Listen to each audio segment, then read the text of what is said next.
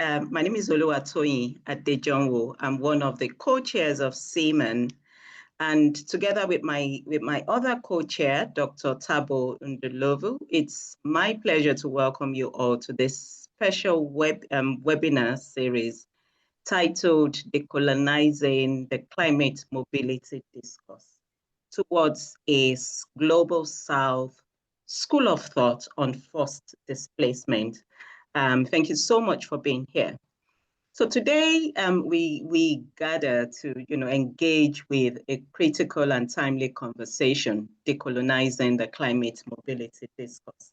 As the impact of climate change intensifies, so does the movement of people. The movement of people across borders, within regions, and often in search of safety and dignity. Yet much of the prevailing discourse on climate-induced displacement is framed through a global North lens, often detached from the lived realities, the historical context, and the knowledge systems of the global South. Now, this session definitely calls us to reframe the narrative, to move beyond victimhood and vulnerability, and it calls us to move towards agency, towards justice, and towards locally rooted solutions. A global South school of thought on forced displacement must center the voices. It must center the experiences and the priorities of communities that are most affected. And it must also challenge extractive knowledge production. It must acknowledge colonial legacies. And lastly, it must uplift perspectives that have long been marginalized. And I'm quite excited that we have 4 distinguished speakers today. With your kind permission, I'll go ahead and introduce each of them. But before I do that, I would like to note that our first 3 speakers, so we have 4 distinguished speakers, but 3 of our speakers all hold research chairs on forced displacement as part of a multi-year collaboration funded by Canada's International Development Research Center, that's the IDRC. Together, they recently co-founded the Global South School of Critical Thinking on Forced Displacement. Allow me to introduce Professor Opportuna Kweka. She is an associate professor in the Department of Geography, College of Social Sciences. She's also serving in the Population Studies and Research Center and a chair of the East African Research Chair on Forced Displacement, all located at the University of Dar es Salaam in Tanzania. She holds a PhD in geography, obtained from the University of Minnesota, a Master's of Arts degree in demography, and a Bachelor of Arts in Land Use, Planning, and Environmental Studies from the University of Dar es Salaam. She's a political economist and expert of refugees, climate change, water, energy, health, policies, and gender issues. Welcome, Prof. Allow me to also introduce Professor Paula Banerjee. She's best known for her work on women in borderlands and women and forced migration. She's the former Vice Chancellor of the Sanskrit College and University and the former President of International Association for Studies in Forced Migration. She was a professor and Dean of Arts at the University of Calcutta. At present, she's the IDRC Endowed Chair on Gender and Forced Displacement and the Director of the Center on Gender and Forced Displacement in the Department of Gender and Development Studies at the Asian Institute of Technology in Thailand. Professor Banerjee is the editor of Refugee Watch and the editorial board member of a number of international journals, including the Journal of Refugee Studies published by the University of Oxford. Welcome, Prof. Allow me to also introduce Professor Hiram Lara, who holds a PhD in social sciences from the Center for Research and Advanced Studies in Western Social Anthropology, a master's degree in government and public affairs from the Latin American Faculty of Social Sciences, and a bachelor's degree in political science and international relations from the Center for Economic Research and Teaching. He's been a visiting professor at the National University of Colombia, the National University of Surrey, and the General Sarmiento University in Argentina.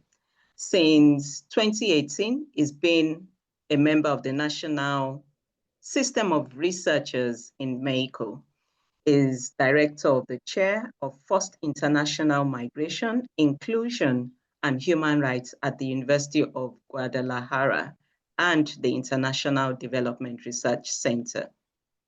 Last speaker, welcome, Prof. So allow me to introduce Professor Ademola Jegede, who is the director of the Ismail Mahomed Center for Human and People's Rights. He's a professor of law and an NRF-rated researcher in the School of Law, University of Venda in South Africa. He holds degrees from Obafemi Awolowo University, Ile-Ife in Nigeria. He also holds degrees from University of Ibadan and the Center for Human Rights, Faculty of Law, University of Pretoria. He's been a research visitor to the Center for International Environmental Law in the USA and the Human Rights Institute in Finland. Professor Jegede's research principally focuses on the interface of climate change and biodiversity loss with the human rights with a focus on the rights of vulnerable populations.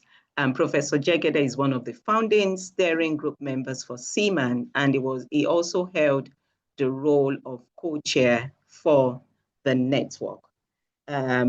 We are quite excited to have our distinguished panelists. At this point, I would like to invite Professor Opportuna Kweka to please take the floor. Can I also quickly point out that each speaker has 12 minutes, so that would give us time to take comments and questions from the participants. You have the floor, Professor Opportuna. Thank you so much, everyone, for joining us. Thank you. Good morning. Sorry, how many minutes did you say I have? I didn't hear that. 12 minutes, please. How many minutes, sorry? 12 minutes. 12 minutes, okay. I'll try. Yes, thank you. Thank you very much. Let me start by saying that I'm really pleased to be invited to this meeting and to be able to share and also learn from others who are in this team. It is true that together with my other 3 colleagues, we did put what we call a school of thought on forced displacement. As you all know, we are also all chairs from IDRC, and we've been talking about the Global South voice, but we thought it's time we put it together and state clearly what is this voice. So with my presentation today, I'm going to try and get into that, but with climate change. Initially, we were talking about displacement in general, but we had also presenters in the school on issues of climate change. The presentation is a bit long, but I will try to cut it. So quickly, yeah, I'm also working in a project on climate change development, climate change displacement nexus, which is a comparative study between Tanzania and Kenya, and we have been reviewing a number of literature. But also I will draw from some of the empirical works that of the research that we've conducted in the research on forced displacement. And then towards the end, I will focus more on some of my previous works, which I think they speak to this title today, on how climate, what is Global South School of Thought, Global South School of Thought on climate change discourses. So probably I should not bore you a lot with the literature, but I noted that the conceptual model that talks about structural, meso, and micro factor. And in our group, we are struggling to understand how they really play a role now to cause displacement. But we are also thinking that based on Global South history and background, I agree completely that we should not forget the effect of colonialism, which we can put them in the structural factors, but also let me add effects of neocolonialism or global capitalism, which in Africa, it is not differentiated from some of the processes of globalization, neoliberalism, structural adjustment program. All of those comes as structural factors. And if we look at it historically, we are seeing that there has been some changes in the, for example, the agriculture sector, but it's not, you can't clearly say this is a change from with structural factors purely, which are also causing environmental changes. So I have a paper that is talking about changing beyond recognition. And in that paper, I try to acknowledge, it's published in the GeoForum, acknowledge some of the practices of smallholders, which are actually were good adaptation strategies, but they are not supported, or if you look at the scholarship from the Global North, is actually not documenting this kind of practices. So in short, I was saying the Global South smallholders have been adapting, and they keep adapting, okay? But of course, there are structural factors that are sometimes force them to change completely some of the modes of livelihood. And in so doing, they're actually finding themselves failing to adapt and move. So that is the first work that I want to draw this community into that, into the attention of that work, so that you can see. So in that paper, I also documented some of the local practices which are actually are helpful. In the absence of the structural factors, they could actually work perfectly, but I think because of the structural factors.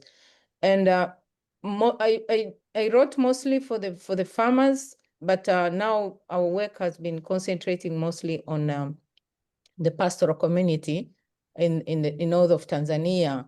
And in general in Tanzania, what we are seeing, and also in Kenya, the pastoral community is suffering the most, because I think most of them were in the semi-arid areas.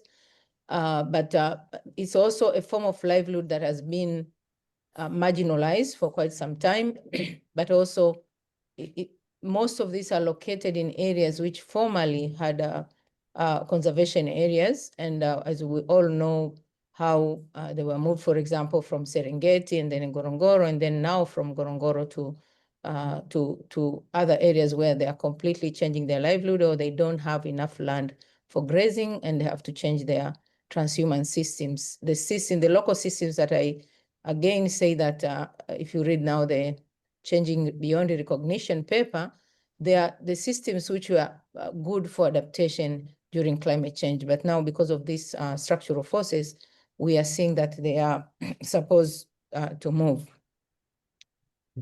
I'm also recently I've been studying also on issues of how, now linking to that article of mine is the work by, let me quickly move my slides to Marcus Taylor, 2015, where it's a political ecology of climate change adaptation. It talks about how climate change has been made external to our society. It's not a society issue. It looks like it's something that is coming from outside, but it's something that was supposed to be, we're actually dealing with it every day. If you read the paper on smallholders adaptation. And that Marcus is identifying that as a big challenge of how we deal with climate change today. And I dare to say it is also because most of the scholarship and the policies associated with this scholarship are driven by, I would say, Global North and rich nations. And therefore, we are forgetting the local ways in which the community has been using. and we are not even cultivating into the local ways. So what I call the Global South school of thought on issues of climate change or discourses on climate change should actually look at what are these people in their localities doing and be able to support instead of importing adaptation. You know, there is imported adaptation, there is also imported mitigation. When I come to issues of mitigation, I've been talking about how, for example, and I think that Marcus' article is also talking about that, the climate change has been made a global South problem, while we know for sure there are two major contributing factors, pollution being one, industrial pollution, but also deforestation, which can mostly be alluded to the global South. But when we look at the way mitigation is being done, it is actually mostly promoting tree planting, which I've also commented in another case that it's a planting of seedlings. It's not trees, and we need to also come up with mechanisms and technology to make the tree grows, whether it's irrigation technology, but because it's externally driven, you will see that, and I will say also NGOs, which are getting a lot of funds from again foreign funds.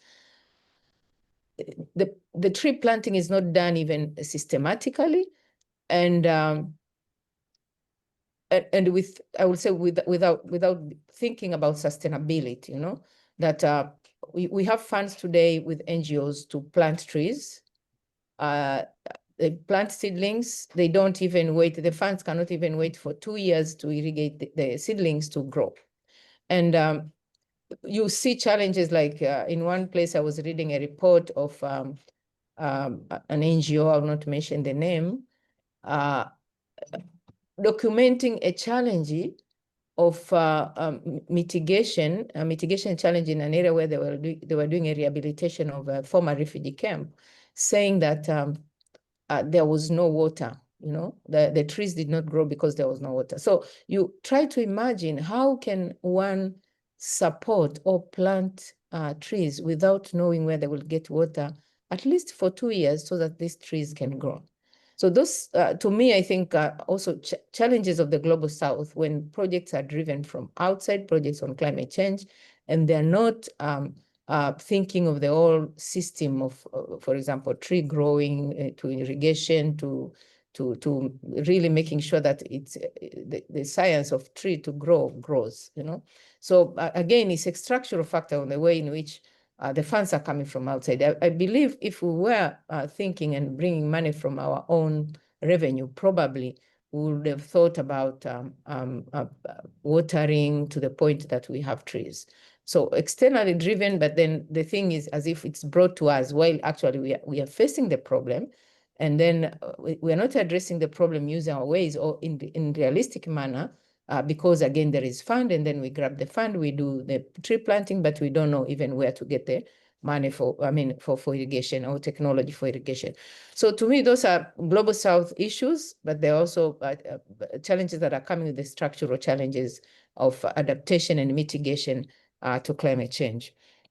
So maybe I don't know how many minutes I still have, but I want to finish by talking about our current research and what we are planning to do.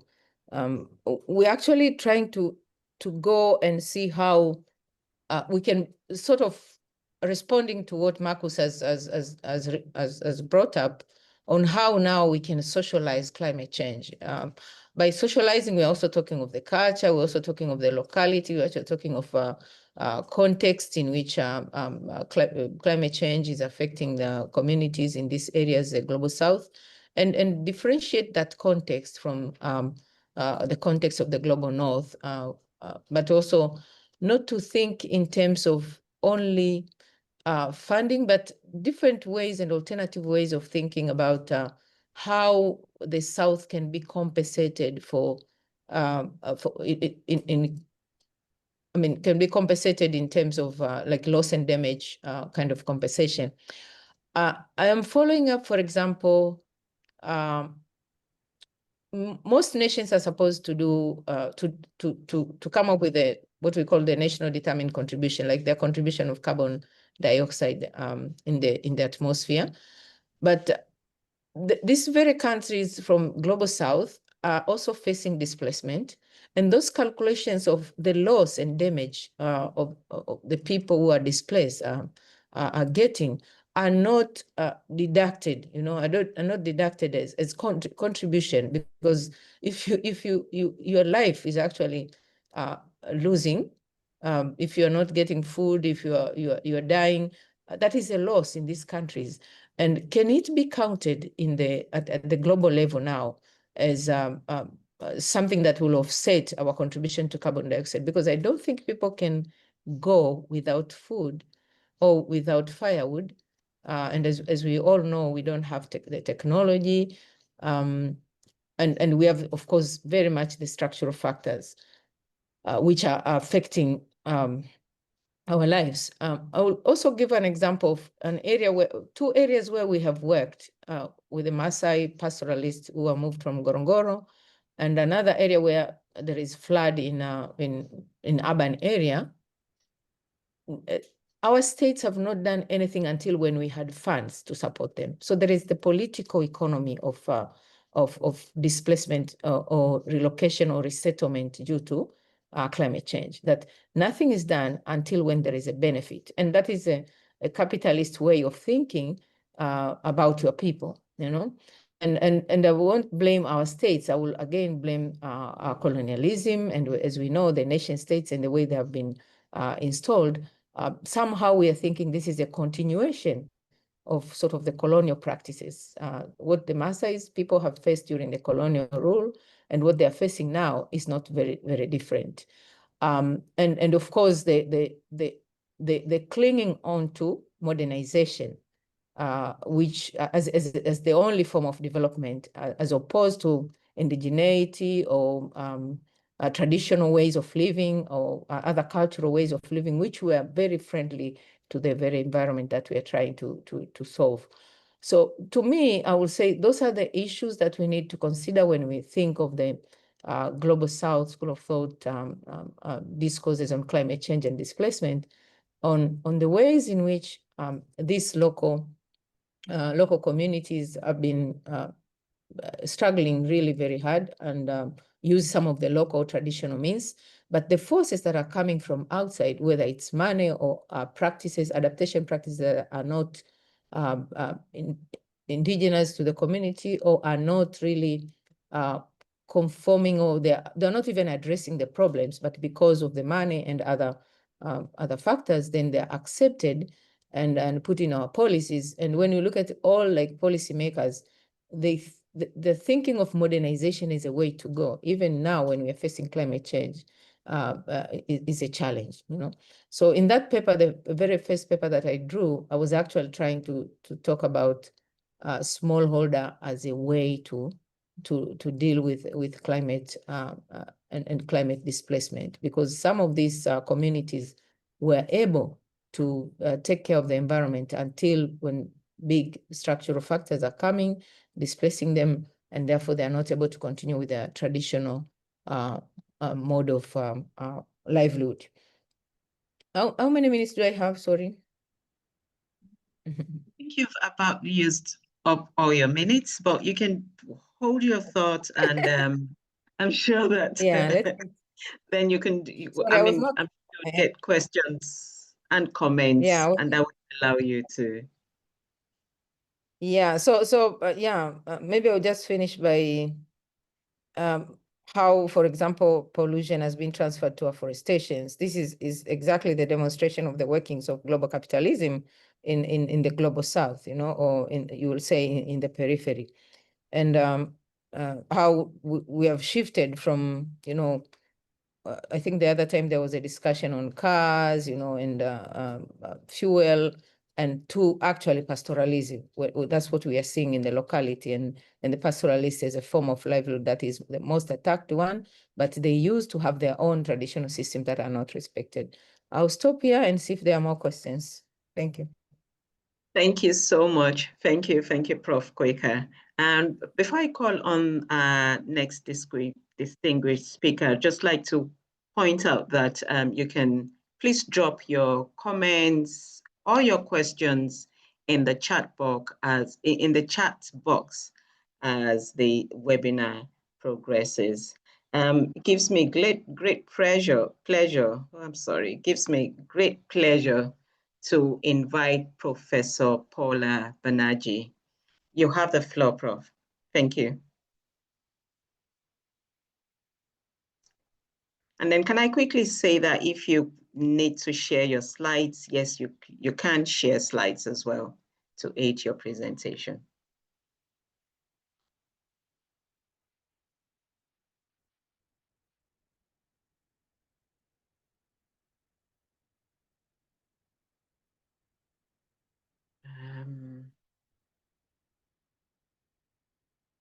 Do we have Professor Banerjee in the room?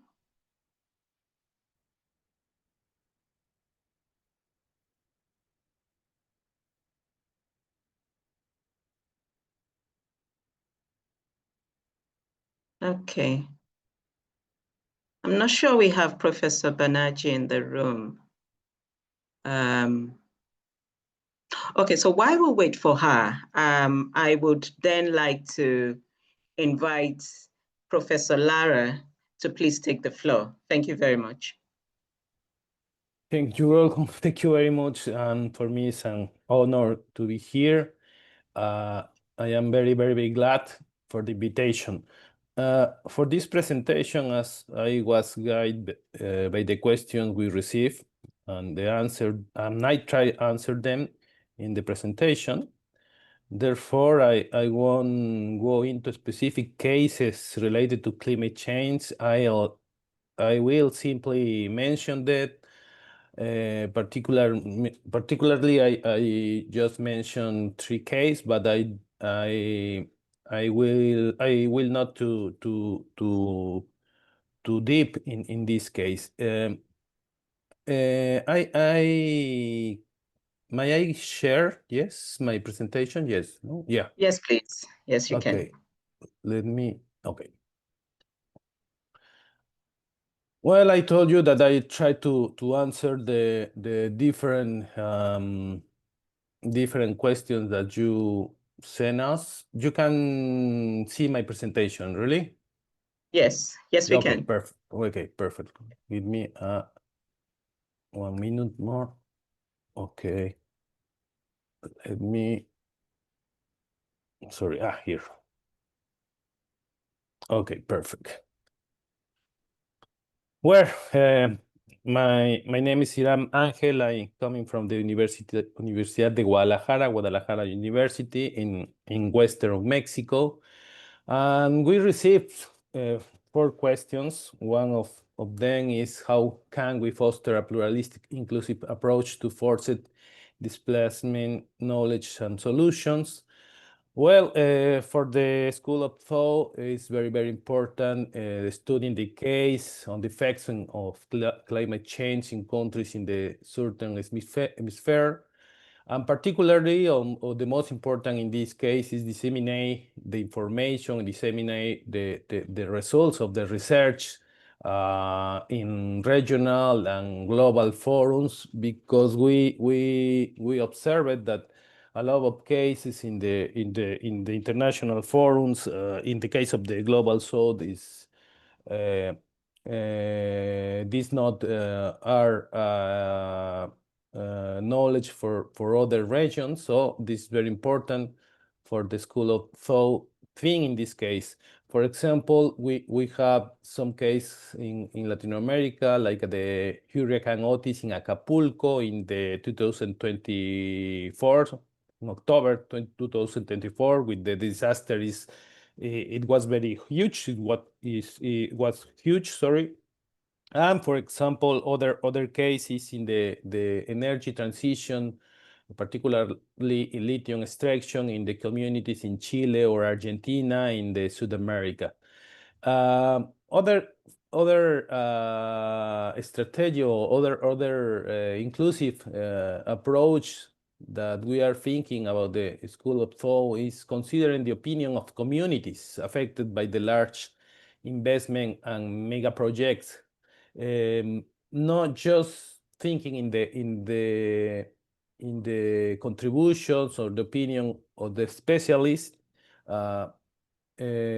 We try to combine both experience, the opinion of specialists, but also we are considering the communities have to say a lot of things very important. For example, in the case of the impact of climate change in some communities is the example of the Mayan communities in the southeastern in Mexico, with the bill of the railways in the 2022-2024. Normally, the Mayan communities are done. We have not considered in the mega projects. In the case of the Latin American, other cases, Mapuche communities in Chile, and other communities in the Argentina, particularly peasant communities, because the big projects of lithium extraction are very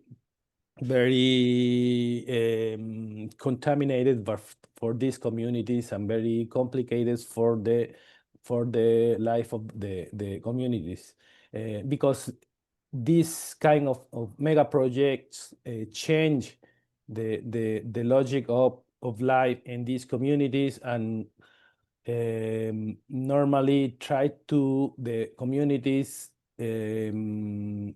adapted to the interest of the mega projects, and when the situation will be in the sense of the big companies adapted to the logic of the local communities. Particularly, we are thinking, and this is my case, for example, that we try to using or consider the language to communicate the information and the knowledge. This language could be the language that are talking in the south, in global south. For example, we know that in the world just 20% of population speaking English. 1,400,000 of people in the world speaking English. 400 millions in the England and USA are native speakers, and the other million of persons that speak English are localized in the global north. But in the region like the Latin America, maybe Asia, or in some case Africa, the people speak other languages. After English, the second language is Mandarin, third Hindi, fourth Spanish, and five French, and six Arabic. So for the School of Thought, it's very important that the way to communicate and share the knowledge and the information, try to use the other language to share the information, and the global north adapted to this language, and not use it only the language that the majority of global north use to communicate. Developing methodologies to identify people displaced by climate mobility is very important. And it's not easy to have methodologies. So we try to resolve some problems about identify who are the person that are affected for the climate change, how to identify them, what questions should be asked about the climate change with the people, but also we need to reflect about what benefits can they receive from our research. So in this way, we are trying to change the extractivist methodologies and incorporate the voice of the global south to the research. Here, just an example of the effects of climate change in Mexico, south of Mexico. This is a peasant community called Del Bosque, was flooded by the sea. The case is just only knowledge. It's just only known in Mexico, but not in other parts of the world. We need to disseminate this kind of information. This other imagine from the same community, peasant community. The tragedy for this community is it was very strong. The people are displaced. We don't know where is the new cities or the new village to the people are displaced. We need to identify where is the people to offer different solutions for them. Other question that you asked to us is how could stronger emphasis on global south perspective helps to advance more effective solutions to force displacement worldwide. I think we have four options. First of all, disseminate information directly from original sources. Will she rather rely on the realities of the global south? The language allows to communicate problems more clearly and defining solutions. This is very important because the communities that normally are affected are communities that the way of communicate is different to the non-global language. Understanding the policies of countries in the global south and their implementation challenge will help us understand the power relations and the logic and functioning of the institutions in the global south is very important. Normally, when are talking about the solutions in the global south, we are thinking in the institutions from the global north. When in the global south, our institutions there are behaviors a little different or a big difference with the non-institutions. And other very important thing that we try to do is defining problems with emphasis on the global south will help find other solutions to those proposed by international organizations. The example that I would like to show is the example of the focus only on refugees or asylum seekers. In the global south, not just arrive people that they are looking for a refugee or asylum seeker condition, but other condition of migration should be present in this case. Other question, the third question, sorry, it was what is this thing about global south school of thought on forced displacement. In our discussions, in our meeting among four chairs that are pushed this kind of reflection, we are thinking in promote the dissemination of research from the global south to broader academic circle, not just or not only in the global north, through various types of academic events, webinars, seminars, courses, workshops, continuing education, and undergraduate and graduate studies. We are thinking that this is a good way to promote the work that is realized in the global south. Other is encourage writing and reading in one's native language. This is very important. We need to disseminate the words also in English, but we need to use our language to talk about the problems that are passing in our countries. It creates space for dialogue between the institutions in the Global South and promotes comparative studies between the three regions, Africa, Asia, and Latin America is very important. And it is the Global South School is a space for critical reflections whose objective is not only to question visions centered on theoretical perspectives, construct from the global north, but also to promote those existing in the Global South is very important, because in Global South, there are a lot of academic production that is not knowledge for the Global North. And finally, what practical strategies are needed to ensure more equitable representation of Global South voices in international policy fora?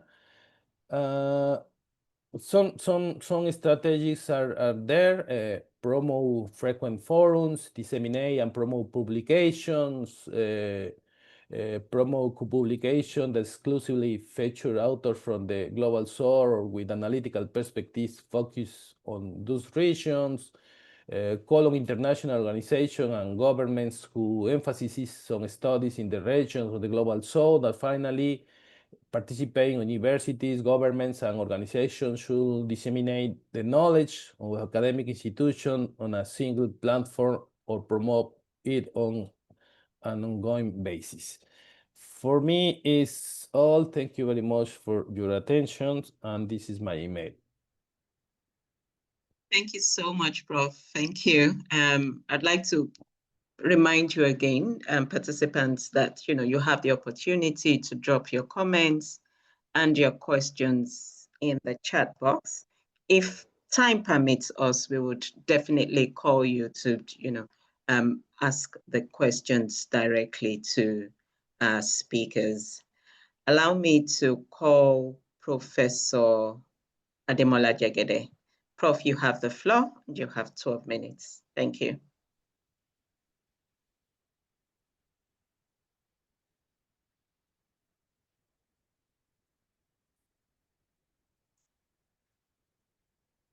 I'm sorry, before Prof takes the floor, can I confirm if... Hello?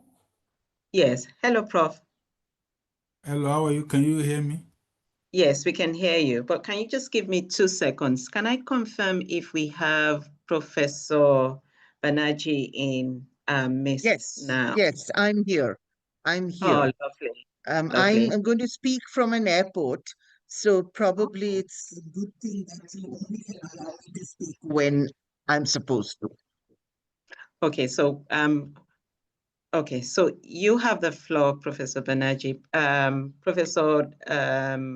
Professor Jegede, just let us give the floor to Professor Banerjee to make her presentations.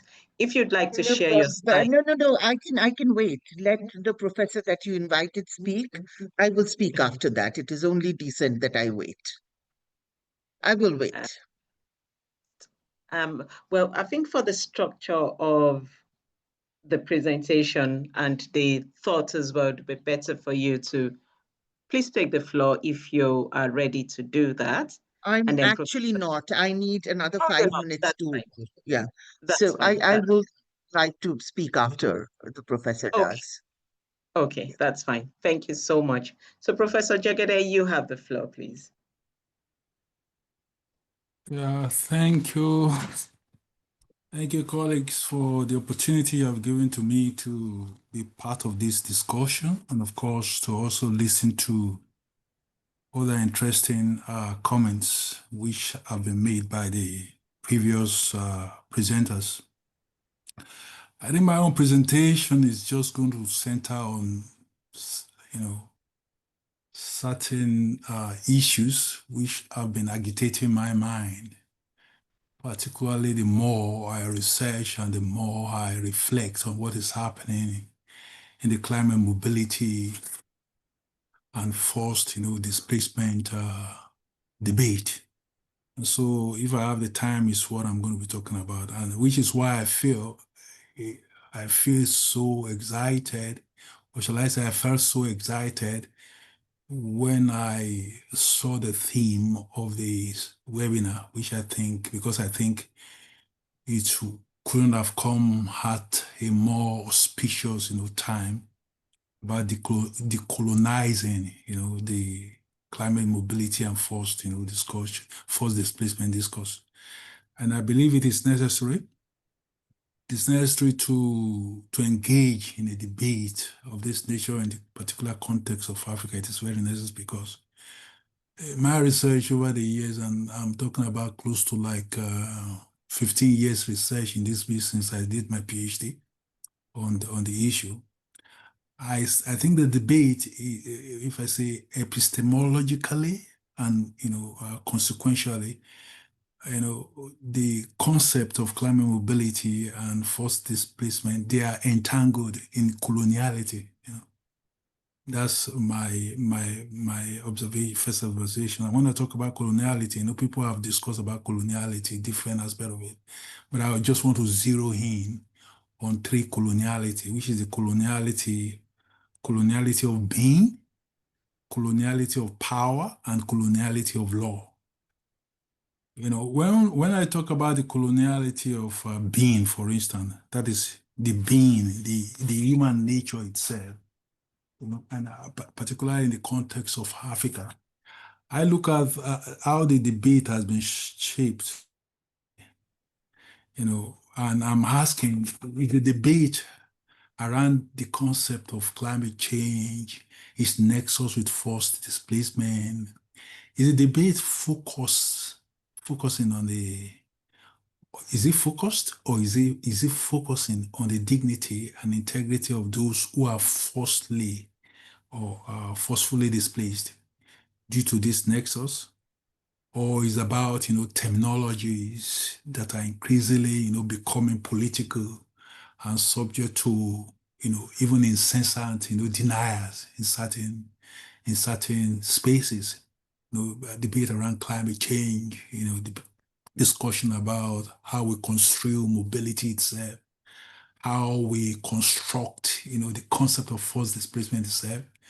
Is a debate not about how to exempt liabilities, accountability, or is it about how to ensure that those who are victims, in this particular web of this nexus, how their well-being is protected or is taken care of? Because I say it's about coloniality of being because I see evidence of coloniality of being in it, which is similar with what we had in colonial Africa, where, for instance, all sort of classifications were done then just to ensure that some people are denied the rights that are meant for them, and some people escape accountability which is required of them. In those era, for instance, it's not particularly strange to hear how terminologies are used just for the purpose of dehumanizing. For instance, we call in those colonial time some people were regarded as natives, some were regarded as civilized, and some were regarded as uncivilized. Some are regarded as natives, some are something else. So you see all this categorization coming in, not just for the sake of distinguishing for the purpose of protection.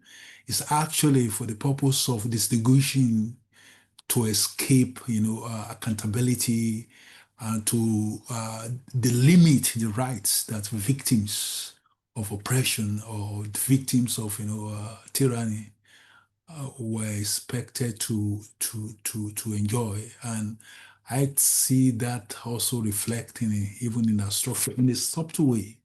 Although we are free as Africa from from colonialism, but the structures still remain largely in terms of how debates are structured, how debates are framed. So there's a coloniality of being.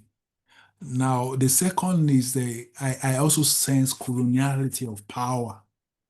By this, I'm referring to the structures and the knowledge system that emerge, from European, colonialism, continue to shape global relations around the discourse of climate mobility and what they call forced displacement. the power that I'm talking about determines what forced displacement means, what it does not mean, what is funded, what is not funded, what is excluded from funding, what is protected, and what is excluded from protection. And this whole issue has, allow me to say it, permanently corrupted the concept of we refugees. We have, because of this negativity around this debate, excluded ourselves from the reality that climate change consequences can lead to a person becoming a refugee. Intentionally, we have engaged with the system in a way that keeps that heart of the discourse. I mean, it's by all necessary means and by all necessary force that must be kept out of the discussion. So, and that to me is so concerning because of that debate, we are just unable to grasp the understanding that the phenomenon of climate change can have consequences, which leads to that terminology called climate refugee. And we do not, particularly in the context of Africa, if I may say this, if I still have time, we do not acknowledge the reality that of our colonial boundaries in Africa, for instance, the colonial boundaries, that it makes that reality that possibility so real in African context. We can't just imagine, the international discourse can't imagine that people as a result of climate consequences can cross from Somalia to Kenya. After all, they've always done that, they've always done that before colonialism, before colonial masters came and describe all these artificial boundaries. That pastoralists, for instance, in West Africa, they can transhumance all around the corridors of West Africa, which they've always done even before the colonial masters came. Now, when climate change comes into the discourse, we cannot just, link. We are prevented, shall I say, no, we can't just link. We are prevented from linking these issues together to say, this group of people can be, affected, their rights can be affected because of the consequences that, climate change are bringing in, which I think is so concerning.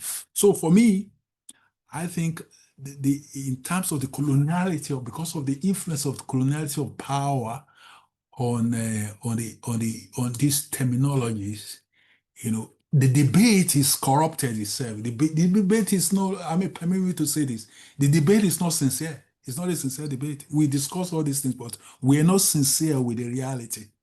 We're not sincere on the reality. And of course, another important aspect of this is the coloniality of knowledge, which is a vital component of coloniality. I even struggle to pronounce the word. Is it coloniality or whatever? Coloniality of power. So the knowledge aspect of it is also key, because even to hear, for instance, to hear the voices of Africa on this connectivity, connection, relationship, the trend, the shape is very difficult. We can only, I can imagine if I were to reduce what I'm saying here into a publishable article, which journal in the North will publish this? I doubt it. It will be very difficult to hear this voice heard. Even in journals that allow people to be published, journal, I think there's a journal they call Nature, which says the scientific, high impact journal in relation to science, nature. Now, if you get your paper get accepted at that level, you are asked to pay a fee that is, so outrageous just to get, published. That is, if ever, your contribution is service. So the coloniality of knowledge, of power, is also reflected in coloniality of knowledge in terms of how African scholarly voices are heard on these, important issues that affect us. There are a lot of things happening without us, you see. And for me, in my custom, you cannot be, they will say, I fari olori lẹ́yìn olori. I will interpret it. It means that you cannot be babbing somebody's ear without his presence. Is it possible to barb somebody's ear without his presence? It's not there. Then you are babbing his ear, which is what happens constantly around some of these debates in Africa. You see people babbing the head of Africa without their presence. So this is about coloniality of knowledge, which I think must be addressed. Then the last one, do I still have time? Hello? Just a few more minutes. Yes, just a few more minutes, Prof. Yeah. Okay, thank you. The last one, I will try and run. The last one is the coloniality of law itself, coloniality of law. I'm a lawyer, and I practice law. I write about these concepts. I've initiated a journal called African Journal of Climate Law and Justice to respond to some of these issues. But I must embrace the reality. I must embrace the reality that even the law itself, policy response and law response to issue of climate change nexus with forced displacement is colonial to some extent. It's colonial because it still reflects that persistent structures we're talking about, structures of power, legal systems that originated during colonialism, which continue to apply in successive African states post independence. And you see that still playing out in terms of marginalization and inequality. So and this itself is evidence even in climate law regime, in climate policy regime at the international level. You see that glaringly. For instance, let me give you an instance. We started so purely by saying common bond differentiation responsibility in what do you call it, under UNFCCC. Then we say, okay, let's proceed to Kyoto Protocol, where people's responsibilities of the global north. I clearly stated another. Kyoto Protocol is dead. You see, is dead literally. Why? Power play. Concept of common but differentiated responsibility itself is near barrier as we speak, because now it's like we are being told everyone, now every state now has responsibility for the historical burden that which we acknowledge are imposed by activities of the global north, the way they have recklessly pursue development, which now brings the world to what it is. So you see that clearly being removed just to pacify, to ensure that global north continue with it, and then at the end of the day, what do we have? We still have populist leaders in the global north who, if I may use the word, they're just bullies. They bully the system.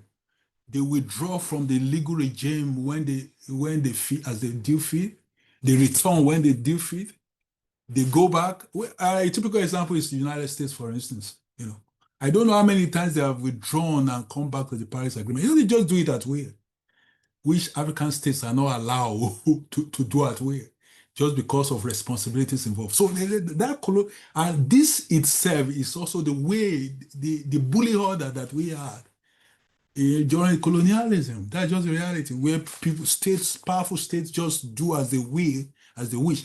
And all these things are impacting the issue of climate mobility and the way we see and treat our forced displacement issue, particularly in relation to Africa. And these populist leaders also don't see how issue of pollution can be a world problem, because it's not a problem. So the pollution is already externalized through no state actors which carry out activities in the global south. Everything is externalized. They don't feel it. When we say pollution in Africa, Ogoni pollution, this pollution, people don't feel it. Everywhere is green. You know, green in Sweden, green in Switzerland, green, you see green everywhere. They don't feel it. So it's about the same colonial nature of law that we are talking about. So let me just round up. I have a lot to say on this, but because it's something that has been agitating my mind. Sometimes I don't even want to talk this thing out because sometimes I'm tired, honestly. So I think it is important that we liberate, Global South, liberate itself from these layers of coloniality, of being, of power, and of law, in order to address this pertinent issue of forced displacement, which is affecting them. Yeah, thank you. I think I can let me end on that. Thank you. Thank you so much, Prof. Thank you. At this point, I'd like to invite Professor Paula Banerjee. You have the floor, please. Thank you so much. Today, the issue that we are discussing is extremely relevant for many of us, and particularly for the school of thoughts that we have. I will begin with the terminology itself. What is the Global South? We privilege the Global North. That's why we've named ourselves the Global South. And we have accepted this terminology. This is not our terminology. Do Africans call themselves Global South? Do Asians call themselves Global South? We don't. We are who we are. We are Asians. We are South Asians. We are Southeast Asians. We are East Africans. We are Ghanaians. We are, we are different things. We are not Global South. Why this pejorative term? Global South. So I think we should always preface the terminology of Global South by saying it is critical Global South. We will critique the notion of Global South because colonialism has not ended. This terminology of Global South shows that colonialism exists even now, and that is the colonialism of knowledge. The colonial powers, have made former colonies. We are all actually, a better term would have been former colonies or colonies who liberated themselves. I think we should bring back the agency to ourselves. Today's discussion is on decolonizing knowledge. What kind of knowledge? Knowledge on climate. Now, the thing is, Paris Accord, as my previous speaker was saying, is taken as a joke by United States. But the point is, why shouldn't we, as a group of post-colonial, decolonized countries, have our own accord? Because the thing is, Paris Accord is never meant for us. Paris Accord is meant for the former colonizers. So, I do not give much stock to such accords because if you go through the language itself, there's a lot to be decolonized. So we need something that we will fashion, that will have our voices and that will have our interests centrally to it. Talking of green revolution, there is nothing more greener than Africa. There's nothing more greener than Asia. We are the actual greens. But the point is, the kind of green that is desirable is again also something that is shaped by the colonialists. The problem with our understanding is that we think that climate is God-made or made by other powers. That is not true. Climate problems or climate disasters is a result of hundreds and hundreds years of extraction by the global north on the global south. We are an economy, we are a region, we are a continent that have always been used as commodities, that have always been used as areas of extraction. people from the north have extracted our resources. Seawater rising is not happenstance. Global warming is not happenstance. We have to understand, and this is where the school of thought that decolonizes understandings of both global south and understandings of climate change comes in, because we question this notion that climate change is, why did we change the terminology from environmental degradation to climate change? Because it is easy for the global north to focus on climate, something that they feel, people don't even pay insurance if it's a climate related issue. Why? They will say it is something out of our control. No, it is not out of your control. You caused it. You have to look at causes of the origin. We have to raise our voices, and we have to say that climate change is not just climate change. It is a result of hundreds of years of environmental degradation and extraction carried on the bodies of our land, the bodies of our people. So it is a direct result of extraction. It's a direct result of poverty. When the Prime Minister of Ghana came out and said AIDS is related to poverty, the whole of global north was stupefied. But he was right. Without people with money had other recourses, people who are living in abject poverty because of you, that is because of the global north, cannot have those recourses to health, to climate. So climate change, we have to, there are a couple of things we have to remember. First, when we are appropriating the terminology of global south, we will have to understand this is also a new form of colonialism. When we are talking of climate change instead of environmental degradation, that is also something to do with colonial mentality. So these terminologies are things that, that actually do not help us. We will have to understand the climate is not just climate itself. In climate, you have human desire, you have human demands, and these demands are not made because our people wanted that. We were forced to cultivate certain kinds of plants because that is what the colonizers wanted us to do.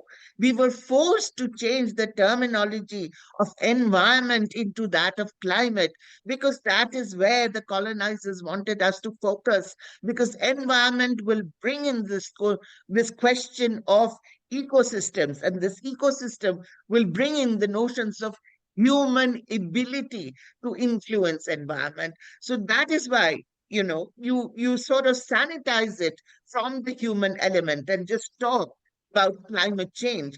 And we are gullible enough to follow that because we feel that the discipline and the agenda is being set by the global north.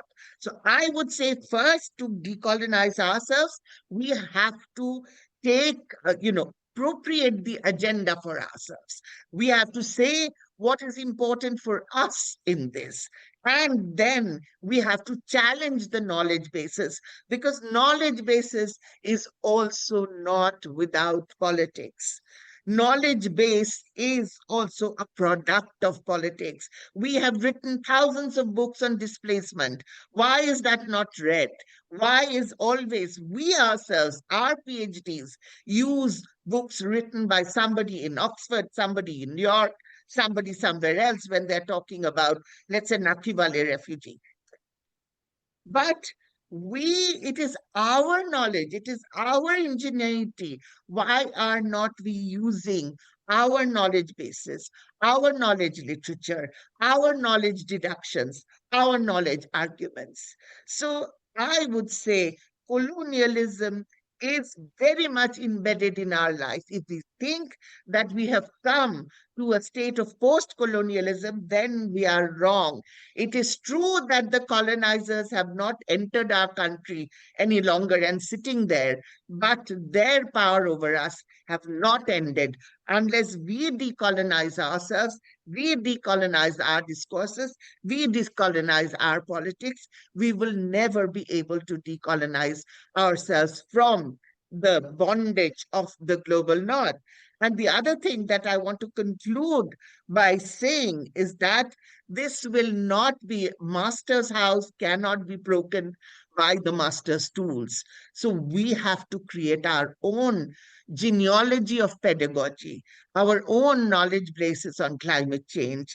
And we also have to, yes, refugee protection regime, we have to decolonize that as well, because our ways are much better than the ways of the global north. We do not call people refugees. We call them our neighbors. We call them, people who have come to us, our guests. We have always accommodated people who have sought asylum. We have always given them a home. It is Derrida's views that say that there is a limit to hospitality. Africans or Asians or Latin Americans don't think there is limit to hospitality. We think these are our people, our friends, our kith, our kin. Have you seen any African language or Asian or Latin American language that has the terminology of refugee? We don't even have the terminology of refugee. We inherit it from the West because that is how the West sees us. That is how the protection regime and law is built. So to decolonize law, to decolonize this, we have to decolonize our minds. And that is where decolonization will start. I think I will end here. Wow, thank you so much to all our speakers. We will probably need to do another webinar 2.0 to really unpack all of the critical issues that you have all raised. I'm really excited about what this webinar has highlighted, and I hope that these are discussions that would continue. So we would definitely think about having a webinar 2.0 to unpack all of these issues that have been raised by our speakers. In the interest of time, we have about 6 questions. That's a lot. I would like to quickly read out the questions. Some of the questions are specifically to each of our speakers, and then there are general questions. I would read out the questions, and then please open the floor to each of our speakers to please take 2 minutes to address the questions or the comments that have been raised. Now, this is a question. The first question is to Professor Kweka, and it says, thank you for pointing out the problems with the thinking of modernization, which are dominating national policy discourse. What alternative framework would you propose that is based on global South thinking? You mentioned recognizing indigenous knowledge and local practices, which are good examples, but what should be the overall framing to hold up against capitalism and imported modernization? I'll quickly read through the questions and then I'll open up the floor to our speakers. The second question is a general question, and it goes thus. In view of global South thinking, which parameters can we apply to distinguish between climate change-induced refugees and armed conflict-induced refugees in a region, e.g. the Horn of Africa, plagued by both severe armed conflict and extreme weather variability? The third question is specifically to Professor Kweka, and it says, how much have the nationally determined contributions in the Global South used adaptation and mitigation targets that rely on local resources to achieve the desired result? Is it promising for the decolonizing agenda? The fourth question is to Professor Ademola Jegede, and it says that a great a great reflection on colonialism and the continuing forms it takes today, as the terms colonial mobility and climate refugee are shaped by externally imposed knowledge systems. Will it be useful to propose new terms and concepts? And who can propose this, and how, if the debate is corrupted by historical and modern power relations? The fourth question is a general question, and it says, how can research from the Global South be elevated to meaningfully influence global scientific and policy discourse, especially given that leading journals such as those indexed in the Web of Science tend to be North-centric? The final question, I think it says, the colonization of refugee protection regime. How can the Global South disentangle itself from the North-centric prescribed refugee protection strategies, whereby non-states and state actors are captive of the North-chartered procedure? Yes. So those are the questions. I yield the floor to each of panelists to please, just because of the interest of time, give you 5 minutes each. Thank you. Thank you. Should I start? Yes, please. Yes. Okay. I think the first question was on I think indigenous. I can read it again, sorry. I'm trying to answer this one, which was directly addressed to me. How much that's the one, right? Yes, oh, that's the second. Okay, so the first question is, the nationally determined contribution in the Global South use adaptation and mitigation targets that rely on local resources to achieve the desired results. I don't know of any. We are going to do research now, but I think I was trying to propose it in one of the paper, which I have to justify with fieldwork data, to propose how we can actually go around this by using the number of people who are displaced to be deducted from our contribution, carbon contribution, right?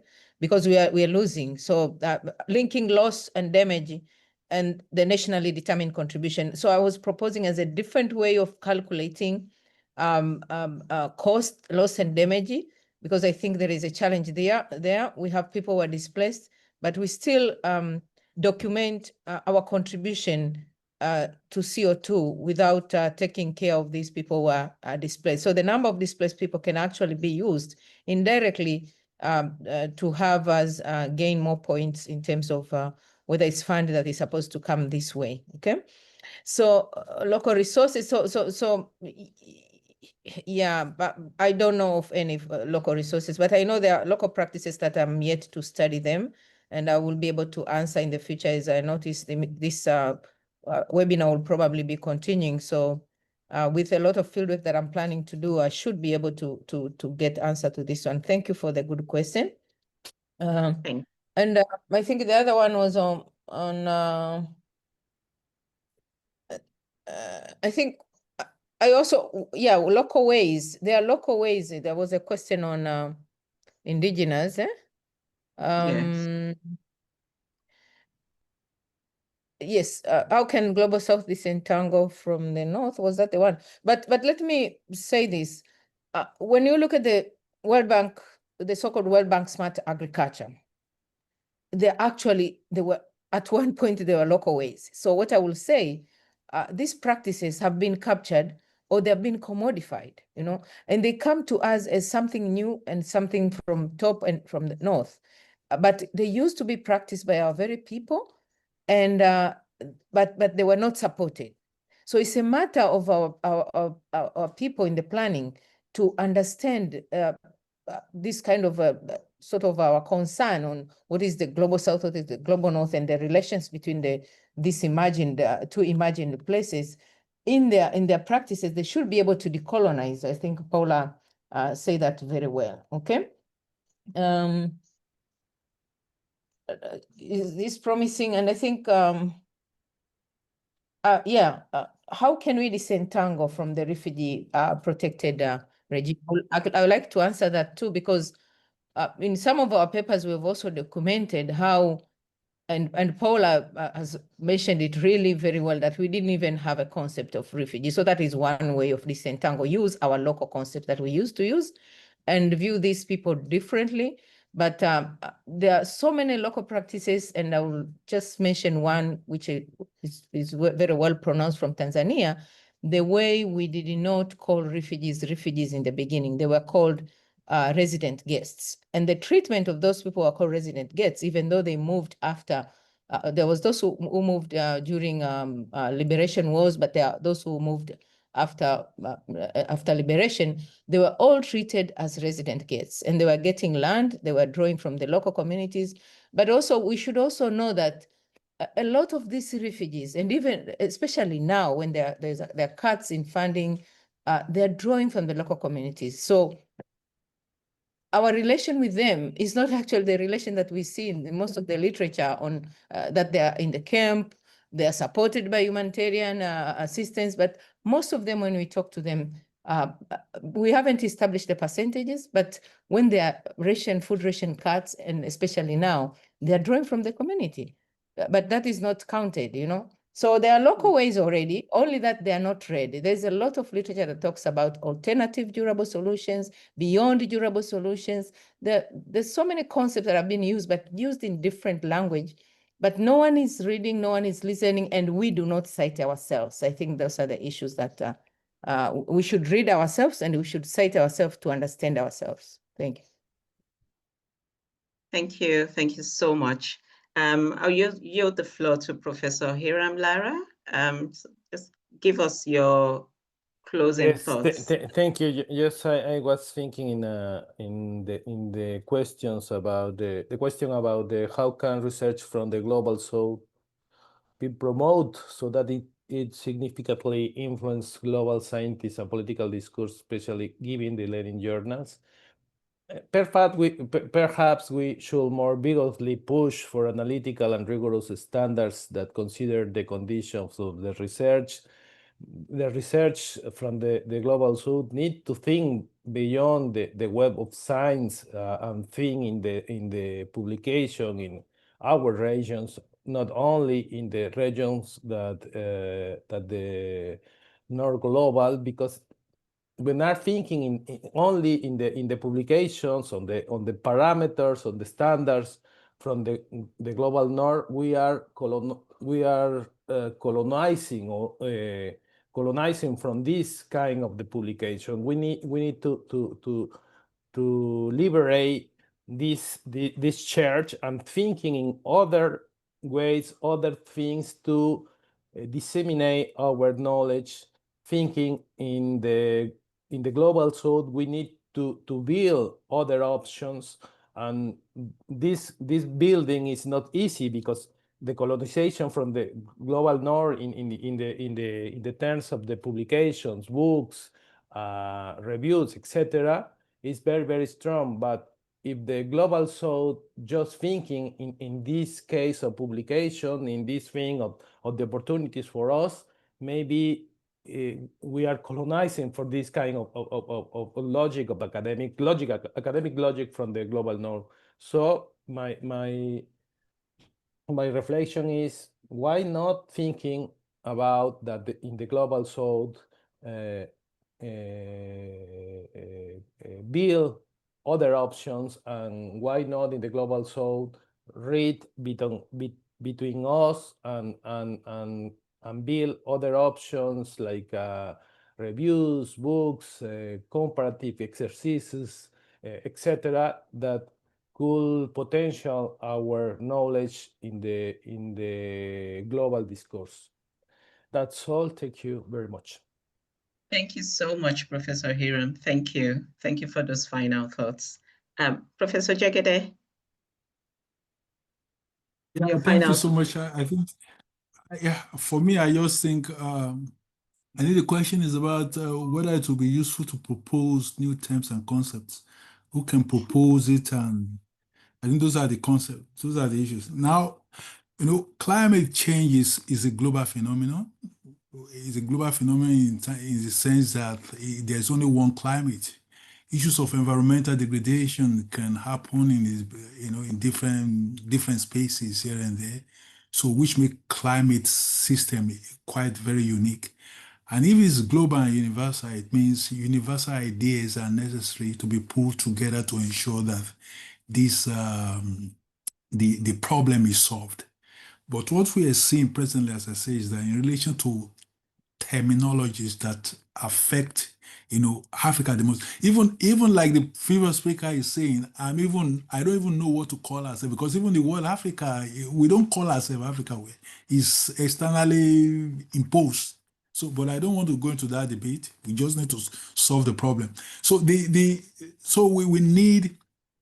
we need a system that accommodates, you know, the universal idea behind this phenomenon itself. A system that is not sectarian, a system that is not that is not narrow, that accommodates, you know, multiple knowledge system, accommodating multiple understanding of terminologies. And so when we have all these ideas there, it will be very difficult to solve the problems. But insofar as some ideas are excluded or are treated as not important or not in the best interest of, you know, the powerful view, that we can solve the problem. So for Africa, I think CMARN is already doing a great job in terms of, you know, this platform that we have created for African scholarly voices. But we also need to do more. We need to have our voices heard in places that matters. And one of the reasons why I've, you know, joined forces with others to establish the African Journal of Climate Law and Justice is because of these politics of knowledge control. Now, somebody was talking about we don't read ourselves. How are we going to read ourselves when I want to enter journal, Nature or Brill? They're asking me to pay $40 to access $50, $80 to access a publication published in those journals by African scholars. I can access it. So how are we going to cite ourselves if this thing is not fully available? Which is why, you know, we must question this whole arrangement, not once, not twice, again and again. You know, we must question it until the barrier is removed, because, you know, because that's the problem. We can't say ourselves because where we publish is not even, is outside of reach to scholars, let alone decision makers who don't even care to that, you know, what you publish in Harvard or in Oxford exists. So which is why Africa must own knowledge. They must own their knowledge and control its politics. Otherwise, you know, it's still going to be the same thing for all these issues that we're talking about. We're still going to be shaped by externally imposed terminologies that you're wondering, okay, what is rationale for this definition? I mean, you look at the realities, you're wondering, okay, so how does this apply to what we see daily happening here? There's no connection. What is the rationality in defining refugee the way it is? Who is a refugee? What is rationale behind it? Is it informed by the incident that happened in Europe, or is it informed by, you know, daily realities that we continue to see here in Africa? So those are the things I think we need to. So I would say, let's push for our positions to be heard where it matters, and of course encourage one another in terms of, you know, scholarship and where we publish. As a rule now, I've made up my mind that I'm not going to publish in any journal that is not open access. If you ask me to pay money, then the money must come from Global North and pay them. I'm not going to be using my resources to pay for an article that you consider worthy of publication. And at the end of the day, I'm going to see the article, somebody is paying $15, $20 to access it. Where does the money go? Where does the money goes to? It goes to somebody drinking coffee elsewhere. So these are issues that we need to continually question, not once, I say, not twice, again and again, until we get it solved. Otherwise, they know the story continues. Thank you. Thank you so much, Professor Jegede. I'd like to invite Professor Banerjee to please give us closing, our thoughts. Yeah, actually, the thing is, I am the editor of a Global South journal. I will give the name here in the chat. It's called Refugee Watch.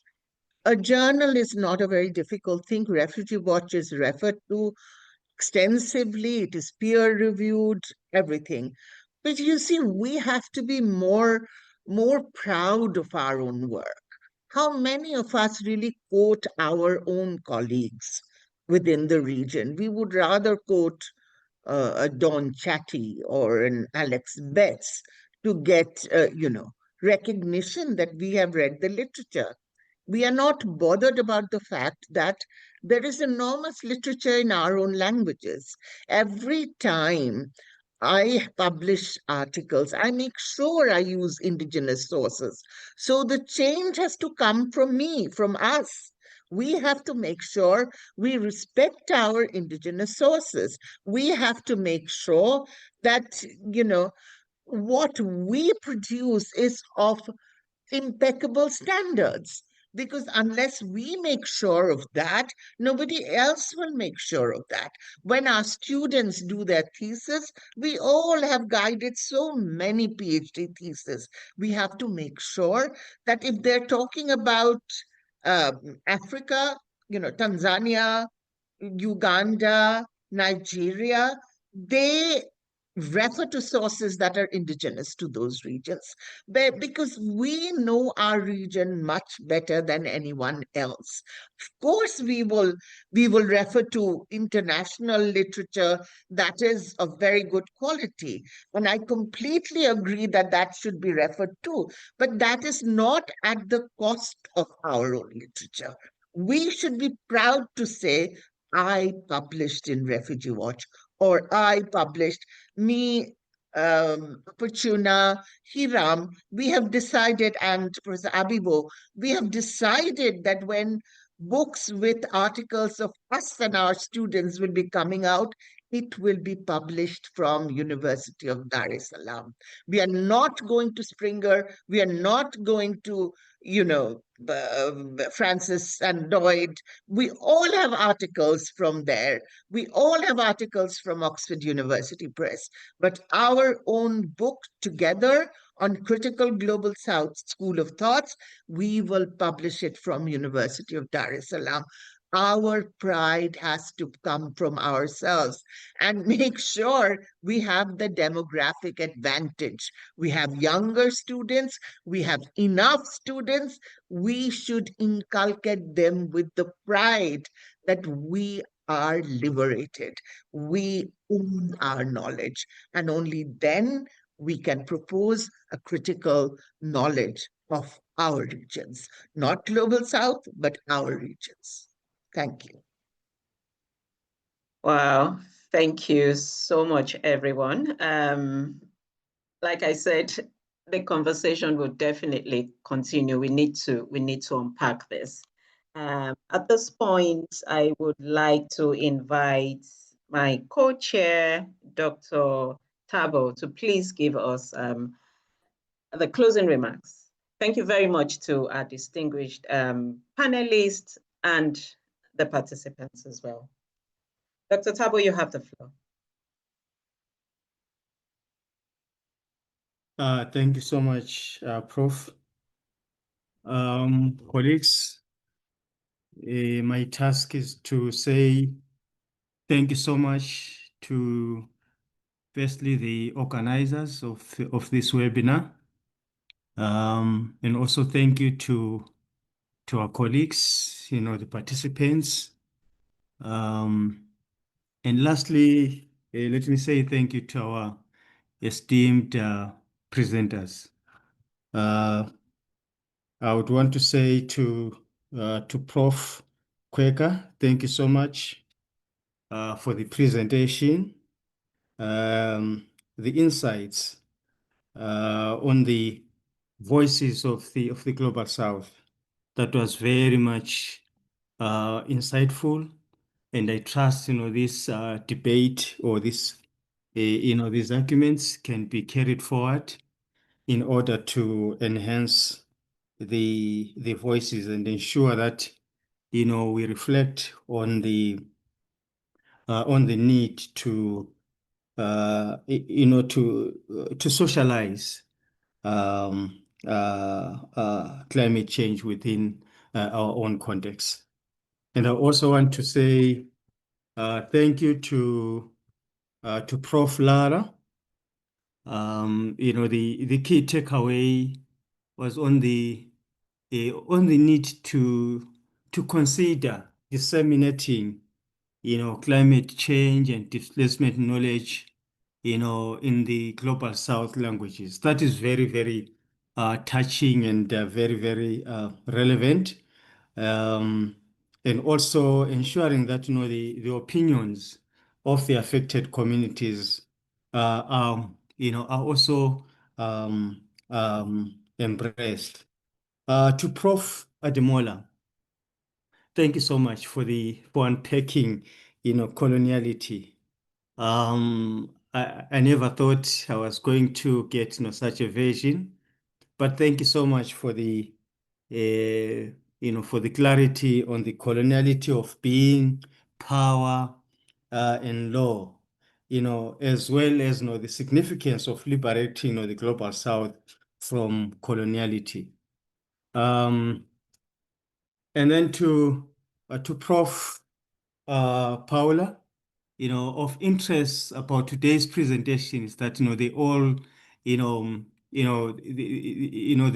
is a common thread in terms of the subject, on decolonizing knowledge. That is very, very important. And